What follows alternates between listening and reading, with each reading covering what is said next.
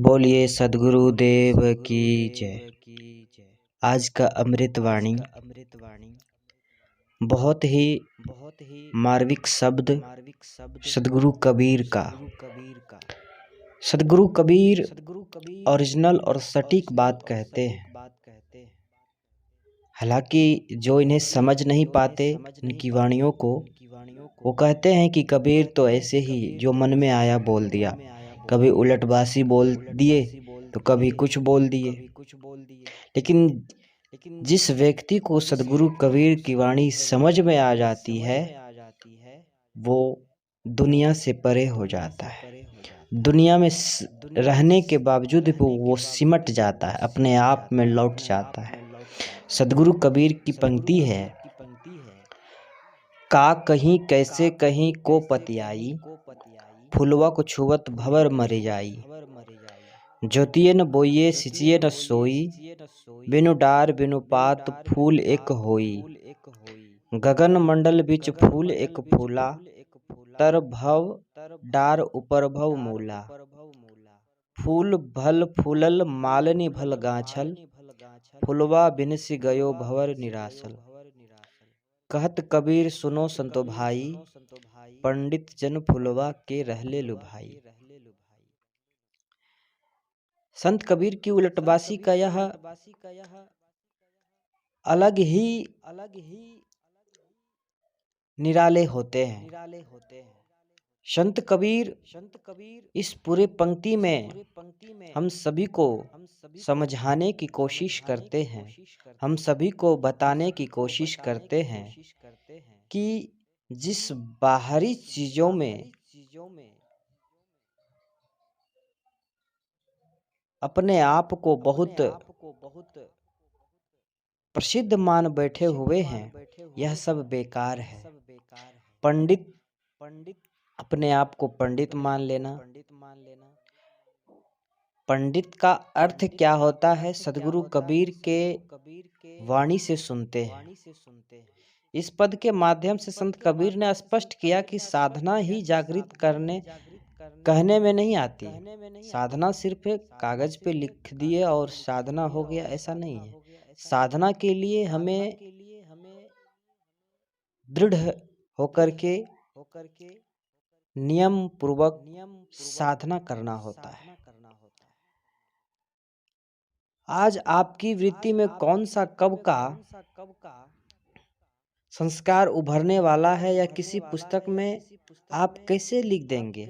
इसीलिए अनुरागी समर्पित साधक अनपढ़ होते हुए भी भगवान को देखे पाए जाते हैं। भगवान को पाने के लिए किसी डिग्री की आवश्यकता नहीं है। भगवान के भक्ति करने के लिए हमें पीएचडी करने की आवश्यकता नहीं है। माता सेबरी अनपढ़ थी लेकिन भक्ति में लीन थी, भगवान को पा गए।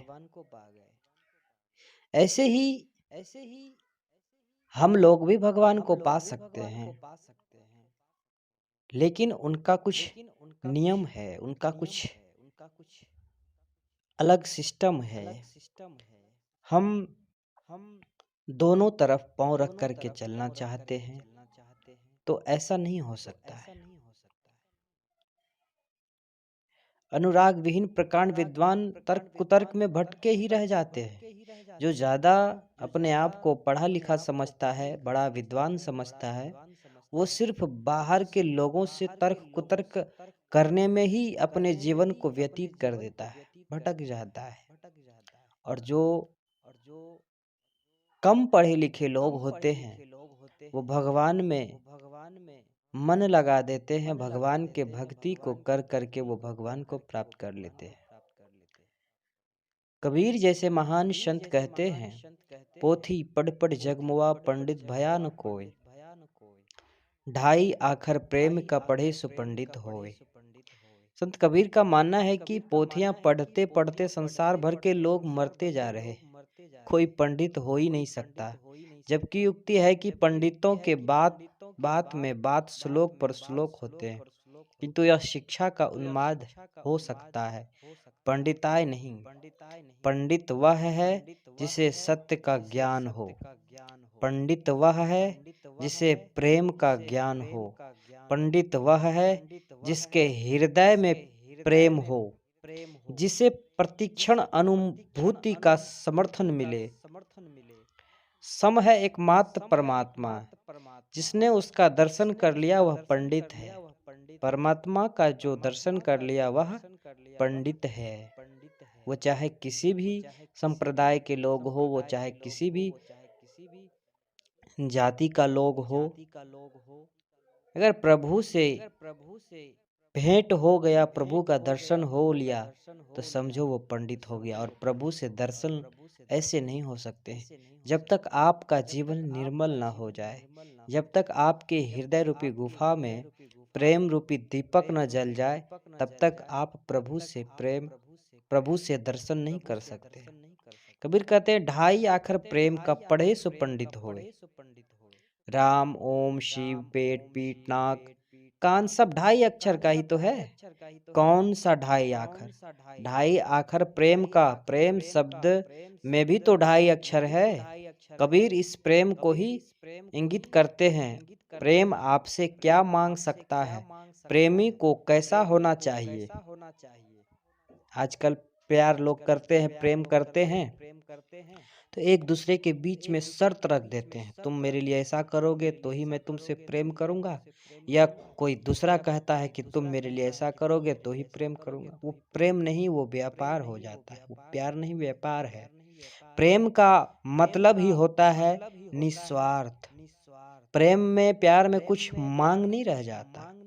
अपने अंतःकरण में आप वैसी ही व्यवस्था बना लें, आप भी पंडित हो जाएंगे। उस प्रेम के द्वारा ही प्रभु रिझेंगे। अन्य कोई मार्ग है ही नहीं जिससे आप प्रभु को रिझा सकें। अन्य कोई और मार्ग है ही नहीं जिससे आप प्रभु को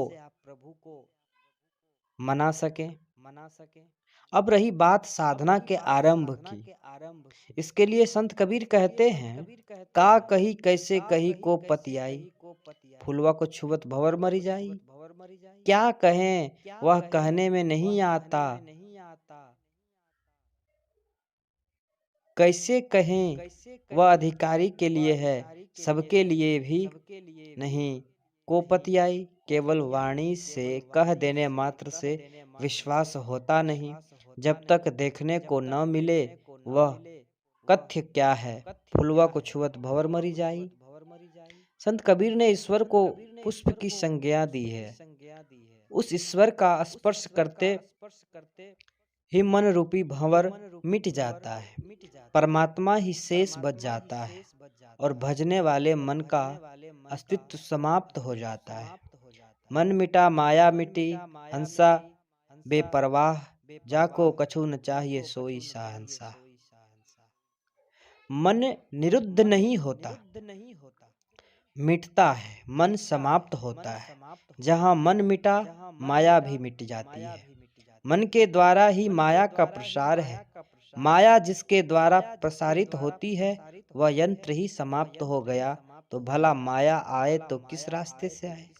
उस समय हंस यह जीवात्मा निर्द्वंद हो जाती है, स्वस्वरूपस्थ हो जाती है। इससे आगे कुछ पाने योग्य नहीं रह जाता। तो जीवात्मा चाह करे भी तो किसकी, इसीलिए जाका कछु न चाहिए सोई शाहंशाह। वही बादशाहों का बादशाह हो जाता है।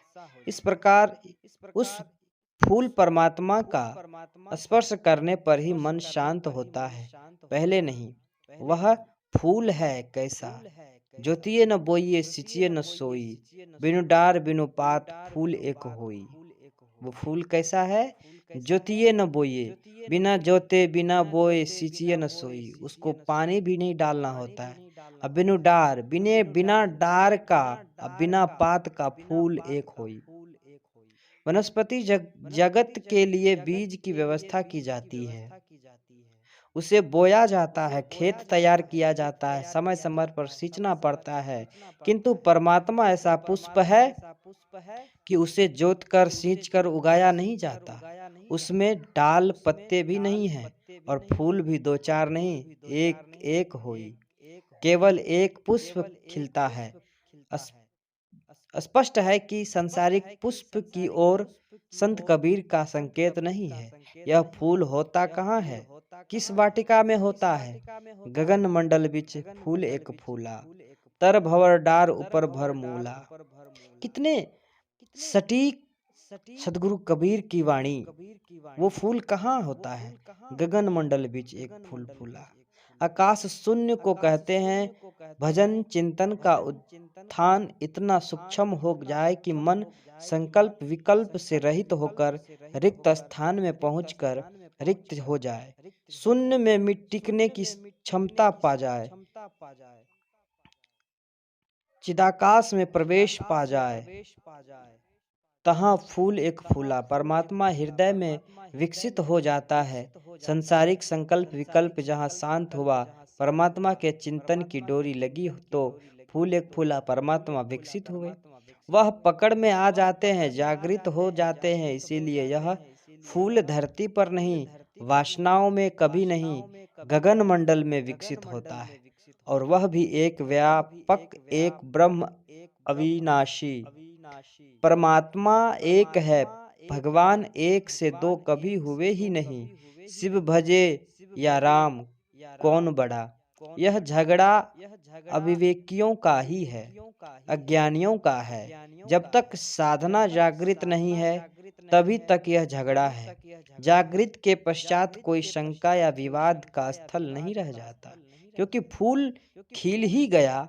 वह तो एक ही है, इसे ढूंढना था, वह साथ हो गया तो झगड़े समाप्त हो जाते। इसीलिए साधना के आरंभ में इंद्रिय संयम करे, देवी संप्रदाय को बलवती बनाए, नाम जपे, रूप देखें, सत्संग सुने, नियम का निर्वाह करते जाएं। जब आपकी साधना इतनी उत्तीर्ण हो गई कि संकल्प विकल्प से रहित शून्य में मन के टिकने की क्षमता आज गई, तत्काल परमात्मा अपने जागृत हो गया। फूल आकाश में पहुंचने पर ही है और अभ्यासी के लिए स्वभाव भी है। तर भव डार ऊपर भर मूला। वह ऐसे वृक्ष का फूल जिसने नीचे की डार यह संसार और ऊपर का भाव अर्थात संसार देवलोक ब्रह्मांड प्रकंड मूल है। भव अर्थात संसार को संसार ही है। ऊपर हो या नीचे, तीनों लोकों में वह वहीं भी चक्कर काटता है तो संसार में ही है। इसीलिए संसार में रहते रहते ही संसार को छोड़ देना है, तो ही आपका जीवन सफल होगा। अन्यथा जिंदगी की अर्थी एक दिन उठनी ही है। इसीलिए सदगुरु कबीर चिल्ला चिल्ला कर, गली गली मोहल्ले मोहल्ले में कहते हैं, ए बंदे, तुम्हारी अर्थी तो एक दिन उठनी ही है, लेकिन अर्थी को उठने से पहले अपने जीवन के अर्थ को समझ लो, तुम्हारा जीवन का बेड़ा पार हो जाएगा। बोलिए सदगुरु भगवान की जय।